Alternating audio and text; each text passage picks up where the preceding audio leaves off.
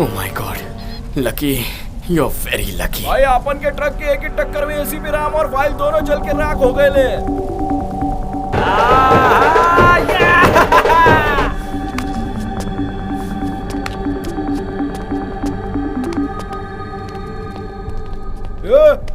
तू इधर क्या कर रहा है?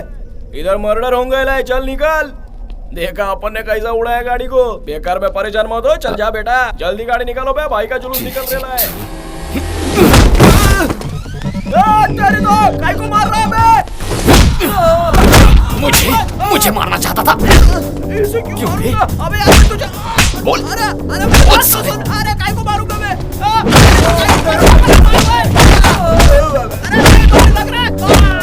मुझे मारने की कोशिश करोगे? तुम्हें अरे तेरे को कौन मारना चाहते? एसीपी राम को मार रहा था। अरे यार एसीपी राम की गाड़ी में तेरे को कौन बैठने बोला? जिसे अपन मारना चाहता है वो तू नहीं है, समझा? देवा, लगता है अपन की बात ये समझ गया। पापा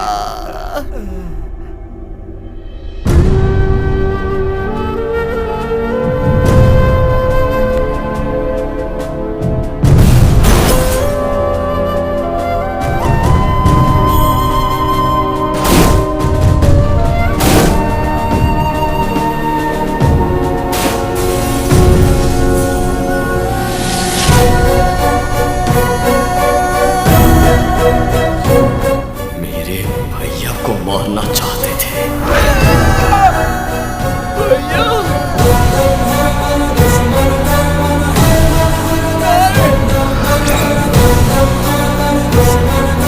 नहीं छोड़ दो, नहीं छोड़ दो। भाई शिवारेड्डी ने बोला था इसलिए अपन तेरे भाई को मारने आया था।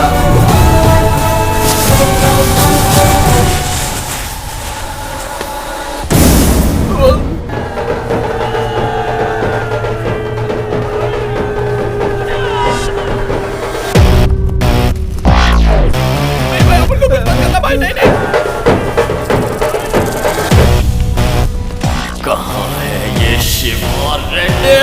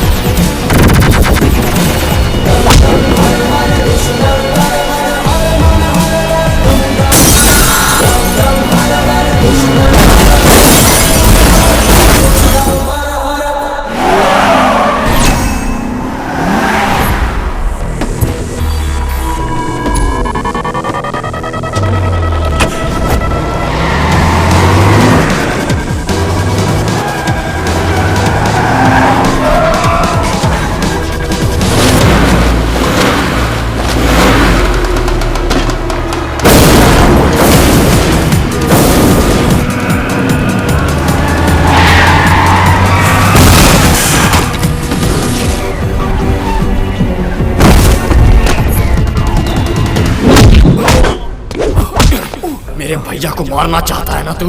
हाँ? तू तो गया।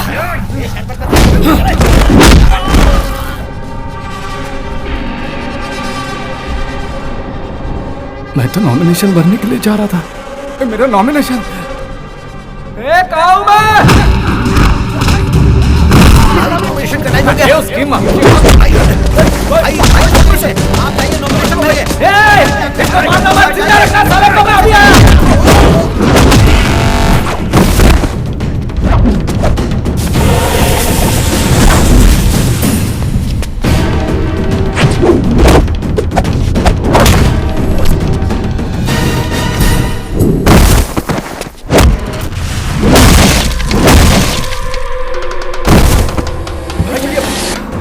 नॉमिनेशन का टाइम हो चला है, चलो जल्दी।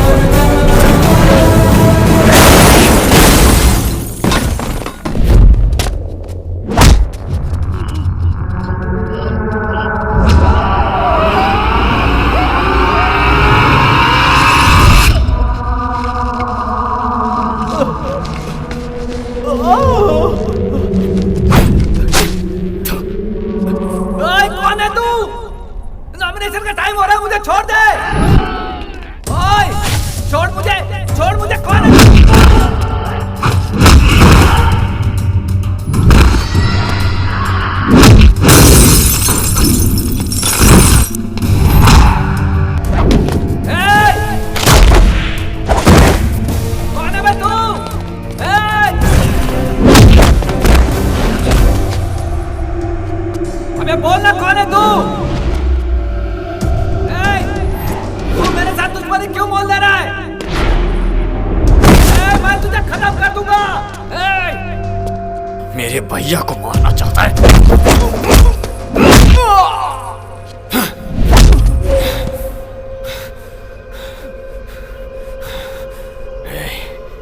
मेरे भैया को कुछ नहीं हुआ, इसलिए तुझे मार नहीं रहा हूं मैं। बच गया तू। मैं तुझे नहीं छोड़ूंगा। You are finished. मेरे भैया को मारने की सोच से ही तेरी जिंदगी उल्टी लटक गई है और तुम मुझे धमकी दे रहा है। इस बार पैरों से लटका है तू, अगली बार गले से। तू जितना आसान समझ रहा उतना आसान नहीं है। तूने गलती कर दी है साले। मेरे बारे में तू पूरी तरह नहीं जानता। ये मानव अब कुछ मत बोल। अपने बारे में मुझे बताकर और मेरे बारे में जानकर कोई रेस शुरू मत कर, क्योंकि रेस के घोड़ों पर लगाम लगी होती है, लेकिन मैं बेलगाम।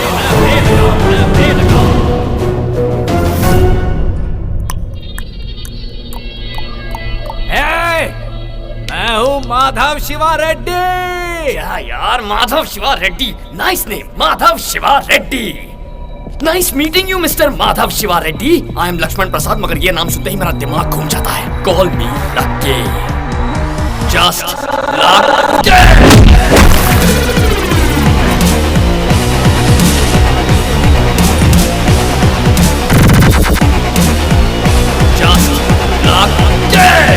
शिवा रेड्डी का नॉमिनेशन मिस। शिवा रेड्डी पर किसी गुमनाम व्यक्ति ने अटैक किया और शहर के बाहर पीटकर फेंक। शिवा रेड्डी को मारने वाला कौन है? वो सभी जानकारी अभी मिलना बाकी है। शिवा रेड्डी के चाहने वाले सड़क पर उतरकर उनके लिए बहुत हंगामा कर रहे हैं।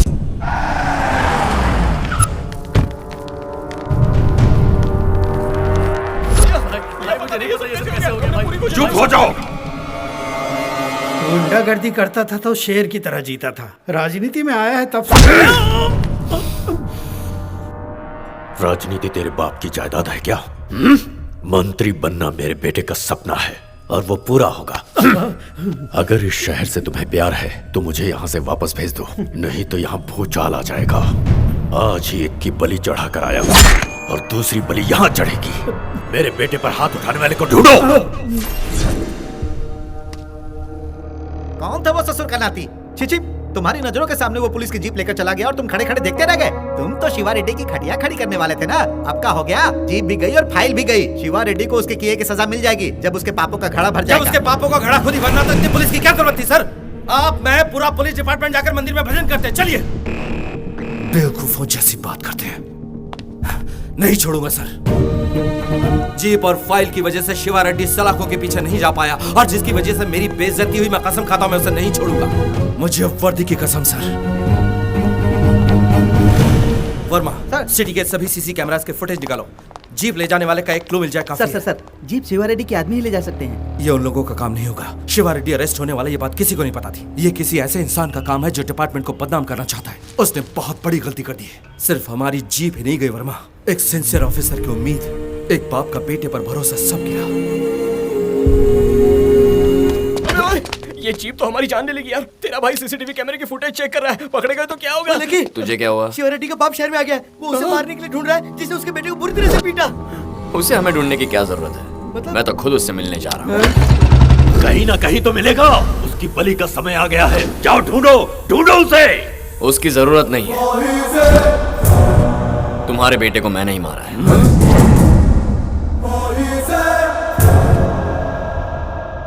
सोचा आपसे आकर बात कर लूं।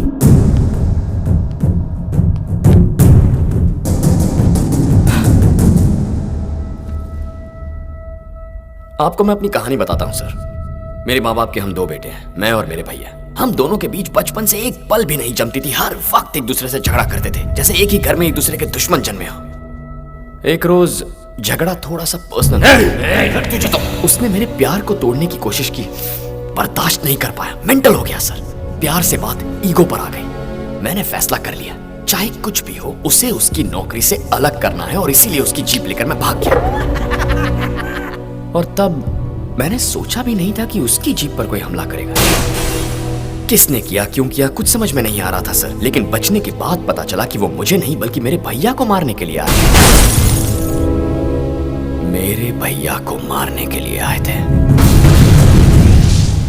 फिर क्या सर, मेरा माइंड पूरी तरह ब्लैंक हो गया। मेरा ब्लड कितने 1000 किलोमीटर की स्पीड से दौड़ रहा था मुझे खुद नहीं पता। उस वक्त भैया पर जो गुस्सा था, उनसे बदला लेना था, ये कुछ समझ में नहीं आ रहा था। बस एक चीज दिमाग में बैठ गई कि जिसने भैया को मारने की कोशिश की उसे खत्म कर दिया। जीप पर जिन्होंने हमला किया उन्हें मैंने बेरहमी से पीटा, लेकिन उन्हें मैंने मौत नहीं दी। और इतना सब हो जाने के बाद मुझे एक छोटा सा डाउट आया। मेरी तो भैया से बनती नहीं थी, तो मैंने ऐसा रिएक्ट किया क्यों? मैं आपके बेटे को मारने वाला था। अजीब बात है। पता है क्यों? हमारे खून के अंदर मैजिक ही कुछ और है। इतने दिनों से मेरी और भैया की बनती क्यों नहीं, बनती क्यों नहीं, बनती क्यों नहीं, यही सोचता था मैं। हम दोनों की कब की बन गई थी सर। हमारे बीच जो झगड़े हुए वही हमारा प्यार है। आपको मैं ये सब इसलिए बता रहा हूं ताकि आप मेरे बारे में अच्छी तरह जान सकें। इन सारे झगड़ों को यही रोक दीजिए।